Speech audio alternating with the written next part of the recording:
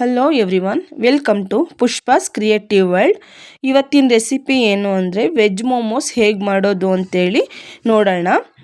ಅದಕ್ಕೆ ನಾನು ಫಸ್ಟು ಚಟ್ನಿ ಹೇಗೆ ಮಾಡ್ಕೊಳ್ಳೋದು ಅಂತೇಳಿ ತೋರಿಸ್ಕೊಡ್ತೀನಿ. ಅದಕ್ಕೆ ಗ್ಯಾಸ್ ಆನ್ ಮಾಡಿ ಒಂದು ಕುಕ್ಕರ್ ಇಟ್ಟು 3 ಟೊಮೊಟೊ 4ರಿಂದ 5 ಬ್ಯಾಡಗಿ ಮೆಣಸಿನ್ಕಾಯಿ ತೊಗೊಂಡಿದ್ದೀನಿ. ಇದಕ್ಕೆ ಸ್ವಲ್ಪ ಉಪ್ಪು ಸೇರಿಸ್ಬಿಟ್ಟು 2ರಿಂದ 3 ವಿಷಲ್ ಬರೆಸ್ಕೋಬೇಕು. ಈಗ ಮುಚ್ಚಳ ಮುಚ್ಚಿ ವಿಷಲ್ ಬರಲಿ. ಅಷ್ಟರೊಳಗೆ ನಾವು ಅದರ ಸ್ಟಫಿಂಗಿಗೆ ಬೇಕಾಗಿರೋ ತರಕಾರಿನ ರೆಡಿ ಮಾಡ್ಕೋಬೇಕು. ಅದಕ್ಕೆ ನಾನು ಬೇಬಿ ಕಾರ್ನು, ಕ್ಯಾಪ್ಸಿಕಮಲ್ಲಿ red, green, yellow, carrot, beans, ಹಸಿರು ಮೆಣಸಿನ್ಕಾಯಿ, ಕ್ಯಾಬೇಜನ್ನ ತೊಗೊಂಡಿದ್ದೀನಿ. ನಾನು ವೆಜಿಟೇಬಲ್ ಚಾಪರಲ್ಲಿ ಕಟ್ ಮಾಡ್ಕೊಳ್ತೀನಿ. ಈಗ ಅದಕ್ಕೆ ಫಸ್ಟು ಸ್ವಲ್ಪ ಪೀಸಸ್ನ ಕಟ್ ಮಾಡಿ ಹಾಕಬೇಕು, ಆಗ ಬೇಗ ಅದು ಚಾಪ್ ಆಗುತ್ತೆ. ನಾನು ಎಲ್ಲದನ್ನು ಮೀಡಿಯಮ್ ಸೈಜಿಗೆ ಕಟ್ ಮಾಡಿ ಹಾಕ್ತೀನಿ. ಮೊದಲಿಗೆ ಕ್ಯಾರೆಟ್ ಹಾಕ್ಕೊಳ್ಳೋಣ. ಬೀನ್ಸ್ ಉದ್ದ ಇರುತ್ತಲ್ಲ, ಬೀನ್ಸನ್ನು ಕೂಡ ನಾನು ಕಟ್ ಮಾಡಿಬಿಟ್ಟು ಹಾಕ್ತೀನಿ. ಈಗ ನೆಕ್ಸ್ಟು ಕ್ಯಾಪ್ಸಿಕಮ್ನ ಕಟ್ ಮಾಡ್ಕೋಬೇಕು. ಕ್ಯಾಪ್ಸಿಕಮ್ ನಾನೊಂದು 1/4 ಭಾಗದಷ್ಟು ತೊಗೊಂಡಿದ್ದೀನಿ, ಜಾಸ್ತಿ ಏನು ಹಾಕೋಕ್ಕೆ ಹೋಗೋದಿಲ್ಲ. ಈಗ ಫಸ್ಟಿಗೆ ಇವು 3 ಚಾಪ್ ಮಾಡ್ಕೊಳ್ತೀನಿ. ಚಾಪರಲ್ಲಿ ಬೇಗ ಚಾಪ್ ಆಗುತ್ತೆ ಮತ್ತು ನಮಗೆ ಬೇಕಾಗಿರೋ ಸೈಜಿಗೆ ನಾವು ಚಾಪ್ ಮಾಡ್ಕೋಬೋದು. ಈಗ ನೋಡಿ, ಇದು ಕೂಡ ಚಾಪ್ ಆಗಿದೆ. ಇಷ್ಟು ಸಣ್ಣ ಚಾಪ್ ಆದರೆ ಸಾಕು. ಈಗ ಗ್ಯಾಸ್ ಆನ್ ಮಾಡಿಕೊಂಡು ಒಂದು ಪ್ಯಾನ್ ಇಟ್ಕೊಳ್ತಾ ಇದ್ದೀನಿ. ಸ್ಟಫಿಂಗನ್ನು ಸ್ವಲ್ಪ ನಾವು ಫ್ರೈ ಮಾಡ್ಕೋಬೇಕು. ಅದಕ್ಕೆ ನಾನು ಸ್ವಲ್ಪ ಬಟರ್ ಸೇರಿಸ್ಕೊಳ್ತೀನಿ. ಬಟರ್ ಸೇರಿಸೋದ್ರಿಂದ ಟೇಸ್ಟು ಚೆನ್ನಾಗಿರುತ್ತೆ. ಈ ಥರ ಟ್ರೈ ಮಾಡಿ ನೋಡಿ. ಆದರೆ ಬರೀ ಬಟರ್ ಹಾಕಬಾರ್ದು. ನಾನು ಅದಕ್ಕೆ ಸ್ವಲ್ಪ ಆಯಿಲು ಕೂಡ ಸೇರಿಸ್ಕೊಂಡಿದ್ದೀನಿ.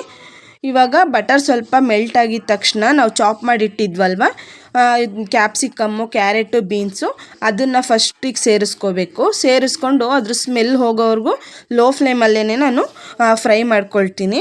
ಇದು ಸ್ವಲ್ಪ ಫ್ರೈ ಆಗೋದ್ರೊಳಗೆ ಈಗ ಕ್ಯಾಪ್ಸಿಕಮ್ಮನ್ನು ಚಾಪರಿಗೆ ಹಾಕ್ಕೊಳ್ತೀನಿ. ಇದ್ರ ಜೊತೆನೇ ನಾನು ಒಂದು ಈರುಳ್ಳಿ, ಹಸಿರು ಮೆಣಸಿನ್ಕಾಯಿನೂ ಕೂಡ ಸೇರಿಸ್ಕೊಂಡು ಸಣ್ಣದಾಗಿ ಚಾಪ್ ಮಾಡ್ಕೊಳ್ತೀನಿ. ಈರುಳ್ಳಿ ನೋಡಿ, ನಾನು ಒಂದೇ ಒಂದು ತೊಗೊಂಡಿದ್ದೀನಿ, ಜಾಸ್ತಿ ಹಾಕಬೇಕು ಅಂತೇನಿಲ್ಲ, ಟೇಸ್ಟಿಗೋಸ್ಕರ ಅಷ್ಟೇ. ಈಗ ಇದು ಚಾಪ್ ಮಾಡ್ಕೊಳ್ಳೋಣ. ಇವಾಗ ನಾವು ಫಸ್ಟಿಗೆ ವೆಜಿಟೇಬಲ್ ಸೇರಿಸಿದ್ವಲ್ವ, ಅದ್ರ ಜೊತೆನೇ ಇದನ್ನು ಸೇರಿಸ್ಬಿಟ್ಟು ಚೆನ್ನಾಗಿ ಫ್ರೈ ಮಾಡ್ಕೋಬೇಕು. ಈಗ ಇದರಲ್ಲಿ ನೀರೇನು ಸೇರಿಸ್ಬೇಕು ಅಂತೇನಿಲ್ಲ. ಕ್ಯಾಪ್ಸಿಕಮ್ಮು, ಕ್ಯಾಬೇಜ್ ಅದರಲ್ಲೇ ನೀರಿತ್ತಲ್ವ, ಅದರಲ್ಲೇ ನಾವು ಬೇಯೋದಕ್ಕೆ ಬಿಡಬೇಕು. ಈಗ ನಾನು ಇದಕ್ಕೆ 1 ಸ್ಪೂನಷ್ಟು ಕಾಳುಮೆಣಸು ಸೇರಿಸ್ತೀನಿ. ಇದಕ್ಕೆ ಹೈಲೈಟು ಟೇಸ್ಟ್ ಕೊಡೋದೇ ಕಾಳುಮೆಣಸು. ಅದ್ರ ಜೊತೆ ಸ್ವಲ್ಪ ನಾನು ಚಿಲ್ಲಿ ಫ್ಲೇಕ್ಸ್ ಕೂಡ ಹಾಕಿದ್ದೀನಿ. ಟೇಸ್ಟು ಸ್ವಲ್ಪ ಚೆನ್ನಾಗಿರುತ್ತೆ. ಈಗ ರುಚಿಗೆ ಎಷ್ಟು ಬೇಕೋ ಅಷ್ಟು ಉಪ್ಪು ಸೇರಿಸ್ಬಿಟ್ಟು ಸ್ವಲ್ಪ ಚೆನ್ನಾಗಿ ಬೇಯೋದಕ್ಕೆ ಬಿಡಬೇಕು. ಈಗ ನಾನು ಇದಕ್ಕೆ ಬೇಬಿ ಕಾರ್ನ್ ತೊಗೊಂಡಿದ್ನಲ್ವ, ಅದನ್ನು ಕೂಡ ಬಿಡಿಸಿ ಹಾಕಿದ್ದೀನಿ. ಇದು ಮಕ್ಕಳಿಗೆ ಕೊಡಬೇಕಾದ್ರೆ ಅವರು ಇಷ್ಟಪಟ್ಟು ತಿಂತಾರೆ, ಟೇಸ್ಟು ಕೂಡ ಚೆನ್ನಾಗಿರುತ್ತೆ. ಈಗ ಒಂದು 5ರಿಂದ 10 ನಿಮಿಷ ಮುಚ್ಚಳ ಮುಚ್ಚಿಬಿಟ್ಟು ಬೇಯೋದಕ್ಕೆ ಬಿಡಬೇಕು. ನಾನೀಗ ಇದು ಬೇಯೋದ್ರೊಳಗಡೆ ನಾನು ಇದಕ್ಕೆ ಬೇಕಾಗಿರೋ ಹಿಟ್ಟನ್ನು ನಾನು ರೆಡಿ ಮಾಡ್ಕೊಳ್ತೀನಿ. ಈಗ ನೋಡಿ, ಚೆನ್ನಾಗಿ ಬೆಂದಿದೆ.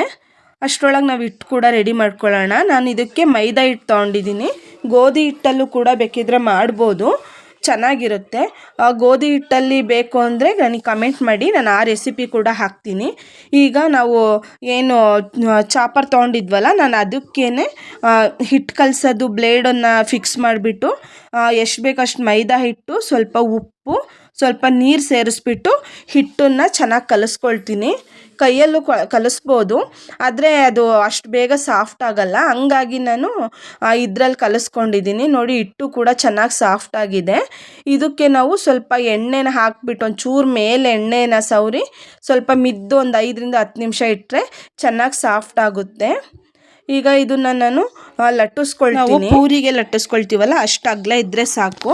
ಹಾಗಾಗಿ ನಾನು ಸಣ್ಣ ಉಂಡೆ ತೊಗೊಂಡು ಪೂರಿ ಸೈಜಿಗೆ ಲಟ್ಟಿಸ್ಬಿಟ್ಟು ಎಲ್ಲದನ್ನು ಫಸ್ಟಿಗೆ ಎತ್ತಿಟ್ಕೊಳ್ತೀನಿ. ಆಗ ಸ್ಟಫಿಂಗ್ ಮಾಡೋದಕ್ಕೆ ಕರೆಕ್ಟ್ ಆಗುತ್ತೆ. ಒಂದೊಂದನ್ನೇ ನಾವು ಉಜ್ಜಿ ಸ್ಟಫಿಂಗ್ ಮಾಡ್ಕೊಳ್ತೀವಿ ಅಂತ ಅಂದರೆ ಅದು ಟೈಮ್ ಹಿಡಿಯುತ್ತೆ. ಹಂಗಾಗಿ ಮೊದಲಿಗೆ ನಮಗೆ ಎಷ್ಟು ಬೇಕೋ ಅಷ್ಟನ್ನು ಲಟ್ಸಿಟ್ಕೊಂಡು ಆಮೇಲೆ 1 ಬೈ 1 ಸ್ಟಫ್ ಮಾಡ್ತಾ ಹೋದರೆ ಬೇಯೋದಕ್ಕೆ ಇಡೋದಕ್ಕೂ ಕರೆಕ್ಟ್ ಆಗುತ್ತೆ.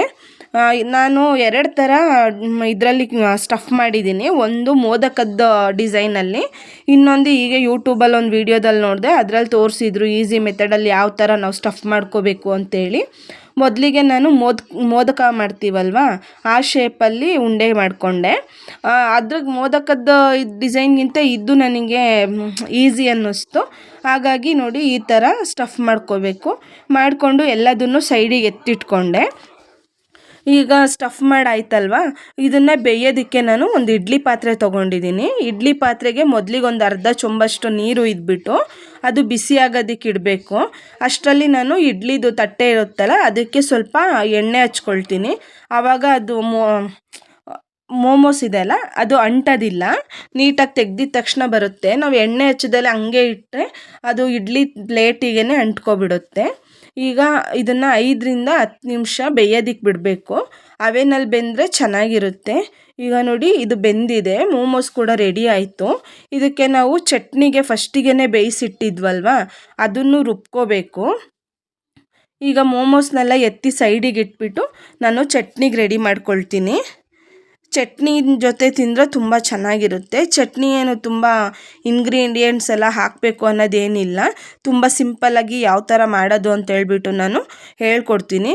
ಅದಕ್ಕೆ ಮೊದಲಿಗೆ ನಾವು 2-3 ಟೊಮೊಟೊ, ಆಮೇಲೆ ಒಣಗಿದ ಮೆಣಸಿನ್ಕಾಯಿ ಏನು ಬೇಯಿಸಿದ್ವಿ ಅದನ್ನು ಹಾಕಿ, ಸ್ವಲ್ಪ ಉಪ್ಪು ಎಷ್ಟು ಬೇಕೋ ಅಷ್ಟು ಉಪ್ಪು ಸೇರಿಸಿ, ಒಂದು 3ರಿಂದ 4 ಬೆಳ್ಳುಳ್ಳಿ ಸೇರಿಸ್ಕೋಬೇಕು. ನಾನು ಬೆಳ್ಳುಳ್ಳಿನ ಬೇಯೋದಕ್ಕೆ ಹಾಕಿಲ್ಲ, ಹಸಿ ಹಾಕಿದ್ದೀನಿ. ಈಗ ಅದನ್ನು ರುಬ್ಕೊಂಡು ಮೋಮೋಸಿಗೆ ಟೇಸ್ಟ್ ಮಾಡಿದ್ರೆ ತುಂಬ ಚೆನ್ನಾಗಿರುತ್ತೆ. ಈ ವಿಡಿಯೋ ನಿಮ್ಗೆ ಇಷ್ಟ ಆಗಿದೆ ಅಂದ್ಕೊಳ್ತೀನಿ. Thank you so much.